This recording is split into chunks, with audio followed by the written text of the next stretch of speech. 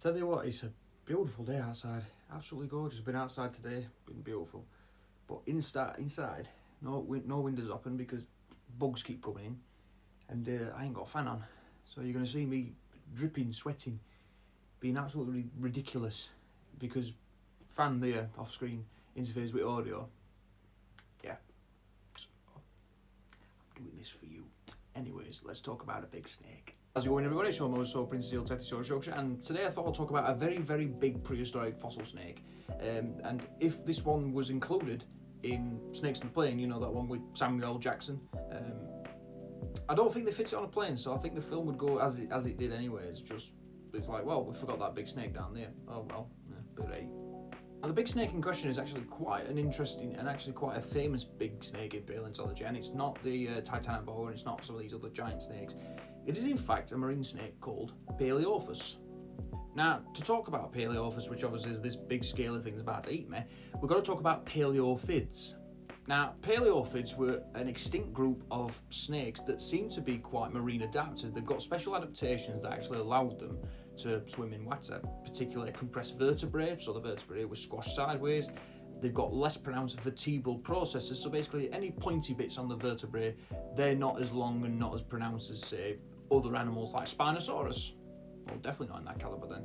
And also the ball and socket joint, is more horizontal, near horizontal, so that means that there wasn't much up and down articulation, but there was a lot of side to side articulation, which meant that these animals were really good at swimming, better than me, which is why this fella's about to eat me, because he's outswam me. So the Palaeophis can be broken up into two smaller subgroups. You've got the Palaeophinae, which includes Palaeophis itself, and you've also got a close related snake called Pterosphenus or Pterosphenus, however you want to pronounce that. These two particular animals range in the Eocene, so just after the dinosaurs died. And you've also got the Archaeophinae,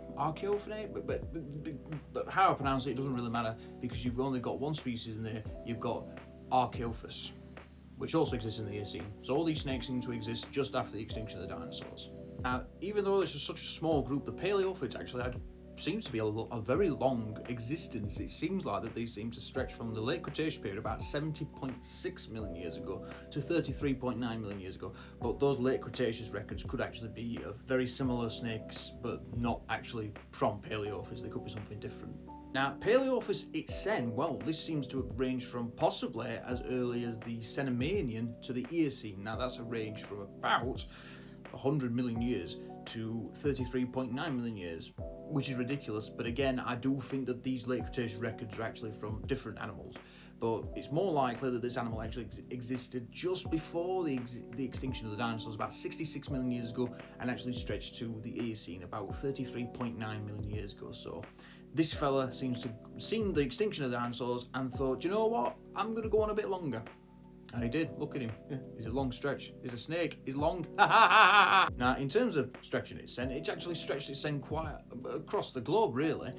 You've got records of Palaeophis in the United Kingdom. You've got records in France, India, Morocco, etc., including the USA, all over the place. Only problem is that Palaeophis is mainly known from disarticulated, isolated vertebrae with very few really good specimens that actually have good sections of the animal. So a lot of this animal is actually guesstimated. Yeah. And when I said earlier about Palaeophis being a very big snake, I meant it because there's up to 15 species, and it seems like some of the upper ends of estimates for these animals are about as big as T-Rex. We're talking about snakes that can get up to 12.3 meters, but then the smallest are about 1.3 meters. That's a very big disparity, that. It's massive. That's like Wee Man versus Andre the Giant. I'd love to see that match, that'd be brilliant.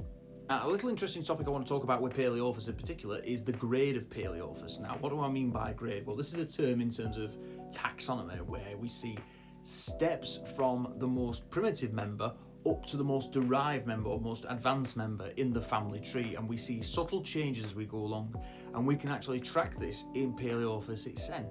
But to give you an idea, the basal or the more primitive Palaeophis members, they have less squashed vertebrae. So, like I said earlier, these snakes have quite squashed vertebrae from side to side, and they've got less developed processes. So those spiky, pointy up bits on the vertebrae, they're less developed, which means that this particular group of Palaeophis, these particular clusters of species, were less adapted for a marine lifestyle. but it gets a bit funky towards one particular species called Palaeophis africanus, and you'll see why in a sec. Because in terms of research, there seems to be two grades. There's the basal and there's the derived. Basically, there's one that's more primitive, one that's more advanced. But I'm here to propose that there should be an intermediate, because you have Palaeophis africanus and Palaeophis colosseus, possibly, but these two might be an intermediate grade because they actually show characteristics from both the primitive species and the more advanced species. So I'm actually going to argue here that there should be an intermediate grade for the time being, and actually there's probably more grades than what we're seeing. So to define the intermediate grade, basically the vertebrae are more squashed than primitive species, but less so than the derived species. So they're in between, they're intermediate, they're in the middle, like me in the middle of this fella's jaws. And then we have the derived grade. Now the derived grade is a cluster of Palaeophis species that are really well adapted in terms of aquatic lifestyle. So these fellas, they would have had much more squashed vertebrae than some of the less adapted Palaeophis, and the processes would have been better developed for swimming. So these guys were probably more open water animals than, say, smaller Palaeophis that lived a bit earlier than them and had less adapted vertebrae. Those guys were probably sticking around closer to shore in brackish environments. So to get a bit more in-depth about the lifestyle of Palaeophis, it seems like most Palaeophis species actually lived in estuarine or marine habitats. So these fellas were mainly hanging around the ocean or in lagoonal areas. And it seems like, based on skull material from a closely related Palaeophid, the one mentioned earlier, Archaeophis, or Archaeophis, or however you want to pronounce it, it seems like that these animals were eating a lot of large prey, particularly the larger Palaeophis species like this fella here who's about to have a bit of a Viking dinner. But I'm built like a Viking noodle, so you probably want to go for something else and all. A couple of other interesting things about Palaeophis's biology is that the vertebrae are actually vascularized. Now, what does this mean? Well, it means that the actual infilling of the bones was quite pocketed. There's actually very little solid bone in these vertebrae. Now, this probably was an adaptation for aquatic lifestyle. It gave them a bit of buoyancy so they could float about, have a wonderful time in the ocean. But it does actually mean quite a few things here. So it actually means that these animals probably had a faster metabolism and faster growth than modern snakes. And it seems like even particularly a Moroccan species called Palaeophis maghrebianus, that seems to have grown faster than other Palaeophis species. Now, why Palaeophis seems to have grown this quickly in terms of the vertebrae, we don't really know. Now, could this actually be a response to more marine niches open up? So there's more opportunities in the ocean to obviously make a living. So maybe these animals need to get bigger much more quickly and therefore take a top predator niche and, eat fellas like me. I've switched positions a bit because I want to talk a bit more about Palaeophis and don't want to get eaten by that fella. But I want to talk about actually, more specifically, the Moroccan species Palaeophis maghrebianus. Now, this fella actually is found in the Moroccan phosphates, which, full of mosasaurs, but we get a lot of these fossils of this particular snake after the mosasaurs have gone extinct. Interestingly, with this animal, it seems to be less modified in this bit, the back of the animal, this bit. It seems to be less modified in the vertebrae, so this animal seems to be less aquatic towards the vertebrae, which is weird.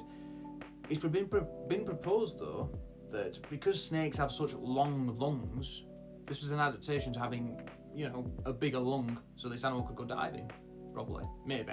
And for this to get even weirder, it seems like the vertebrae toward the head of this animal, this Palaeophis maghrebianus, they seem to be more similar to derived species of Palaeophis, so species that come after this one.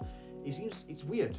It's really, really weird. So the grading system that I talked about before, that seems to fall apart with just this one species. And what's even weirder with Maghrebianus is that when you compare it to possibly the largest species of Palaeophis colosseus, these animals are of similar size, but colosseus has more compressed vertebrae and therefore is more aquatically adapted. But then you've got the weird adaptations and weird vertebrae in Maghrebianus. So is there some convergence going on within Palaeophis? Are different lineages of Palaeophis adapting to an aquatic lifestyle at different rates just after the extinction of the dinosaurs? Now, I keep talking about the extinction of the dinosaurs and the fact that Maghrebianus and other Palaeophis species lived after the dinosaurs. So let's talk about what Palaeophis maghreboianus lived with. So in the Eocene layers of the Moroccan phosphates, you have a whole variety of weird animals. I mean, you've got an animal called a Stylophus, we've got to call it. Stylophus, which was an Arsinotherian relative. Now, Arsinotherian looked like a rhino, but was more closely related to an elephant, but had horns on its head. I know, it's all very confusing. You've also got actual early elephant relatives that looked a bit like tapir hippos. That's weird. You had various sharks, most notably the granddad of Megalodon, or Turdus obliquus. You had giant carnivorous birds with large teeth, such as Dasornis. Yeah, Dasornis sounds German. And then you got various crocodiles like Dirosaurus and Maroccosuchus. I want to say Moroccosuchus, but I think it's Maroccosuchus. A whole variety of different creatures, including probably one of the weirdest is a carnivorous pycnodont fish. But you know those fish that have got crushing teeth? Yeah, this one's carnivorous. That'd be an interesting video one day. So, like this fella's taxonomy and his vertebrae, this video's been a bit all over the place, but I hope you enjoyed this video today. I hope you found something interesting with this giant snake, and I hope you appreciate that just after the dinosaurs was really weird. It was really weird. It produced a warm-blooded, fast-growing super snake that has a very convoluted family tree. Anyways, guys, hope you enjoyed this video. See you later. Ta-da. Bye.